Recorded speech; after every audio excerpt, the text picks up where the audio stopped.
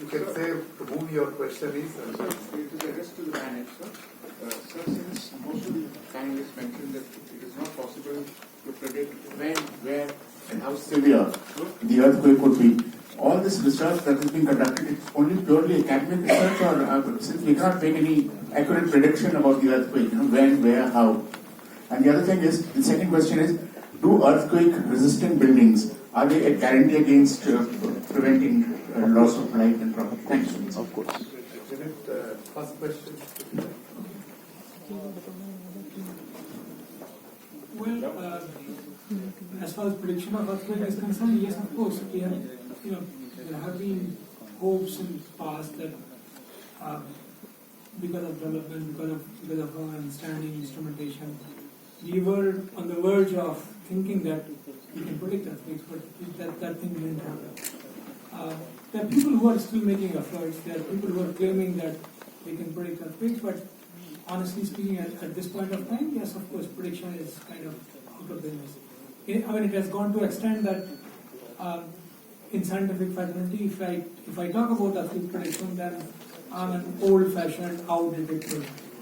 So we generally avoid this earthquake prediction business, but frankly speaking, all our efforts are towards that one day we'll be able to predict earthquake. Otherwise, there's no point doing all these studies. So there will be a day, we do not know whether it's going to be tomorrow or it's 10 years or 100 years. There are a lot of people who even now claim that, forget it, there's no way you can predict earthquake. So don't waste your time on this. But that's not the point. The point is that if an earthquake occurs, can I predict the impact of the earthquake? That's more important. So I need to understand that, okay, how energy is going to release, which are regions which are going to be more affected by the shaking or by the sheer the soil on which they are resting. So that's where the research is currently focused on. Your second question will take in the next session. Okay. Pallav. Pallav Bagla, I'm a science journalist. So one comment and one question. I very strongly recommend something which I have heard many times. So if we can't predict, let's prepare. And preparation, one thing what probably we need very strongly, and this workshop can recommend, is have a National Earthquake Safety Day. You can choose any one of the bigger earthquakes which happened, Bhuj, Kangra, wherever, one of them, and then have one particular day where you can do a national exercise. Dr. Ravichandar is there. I'm sure he can move the idea through the ministry, and I'm sure the minister will also be very happy to take it forward. कुछ तो किया उन्होंने, तो मैं मंत्री जी को भी sensitize कर सकता हूँ इसके लिए. That is one thing which we should strongly recommend, because if you see Nepal, lots of lives are saved because they have a National Earthquake Safety Day compared to what happened in Turkey or what happened in other places. And I'm sure Sumed Saab will strongly recommend after the Bhuj experience that Mishra didn't come in. I have worked with him also. The second is, which I have been pushing forward again for a while, is the early warning which you give between P and S waves. Even a 40, 50, 60 second warning, if it cannot save a structure, at least it can save lives. Look at that as a possibility, and I'm sure Kalachand can look at that and tell me, because that's happening in the Himalayas where we have an observatory. So one comment and one question to you. Why can't we replicate that across the Himalayas? You have the money bag sitting here. Sir, if you permit me, one slide over. That you are very much correct that if we cannot predict earthquake, at least let us take that TP-TS difference time.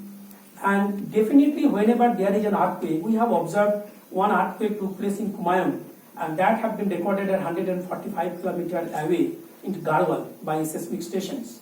And we have very well identified, I showed actually, just passed on quickly, one P wave onset, then S wave because of the distance, the time difference you have there, and then the damaging surface waves also.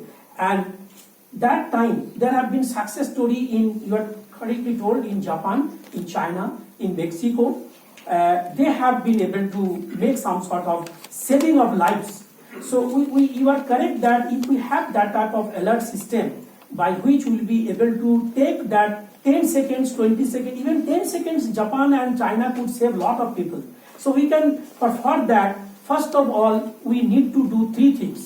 One is that very importantly you have told that one day we should declare as a National Earthquake Safety Day, and that day or maybe some other day, regular mock drilling, some sort of exercise to be done, and then sensitization to the people, sensitization to the school children also very, very important, because if some sort of alert is given, if proper response doesn't take place in time, we will not be able to do anything. So sensitization to the people, number one, an alert system, what have been done based on the TP minus TS difference time, TS minus TP difference time, and we will be able to produce, and it has successfully worked on those three cities, and at least we can stop the railway, metro, we can stop some sort of nuclear power stations, some sort of other activities. If not, we can ask the people to evacuate from a large building or the school, colleges or hospitals. So this is a very, very important step. It has success stories, and at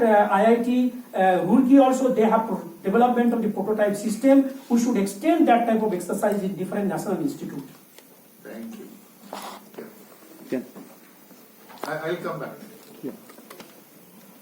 With the nature of wonderful work done by all the institution now, the National Seismic Zoning map has come, originally in the IS 1893 in the National Building Code. There are all versions over there. Originally for 5 zones, now 4 zones are there. And many things have undergone change because of Koina, after the whole water, it has been changed from seismic zone 2 to 3. The nature of change that has happened. So when those presentation coming over there. Now, seismic zone 4 and 5 are the most critical area.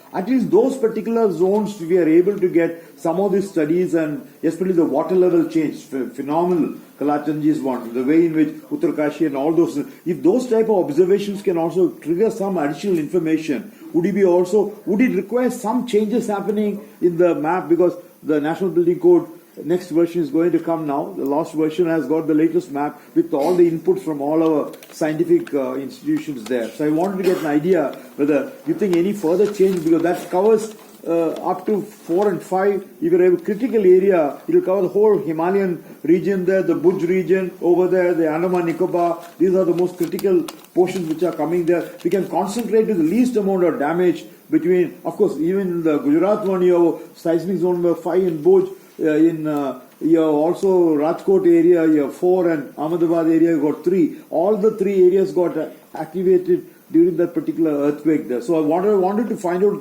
can we give them the zoning useful to the people? No, zoning we will take next. There is a presentation after that. Okay, thank you. Yeah, please.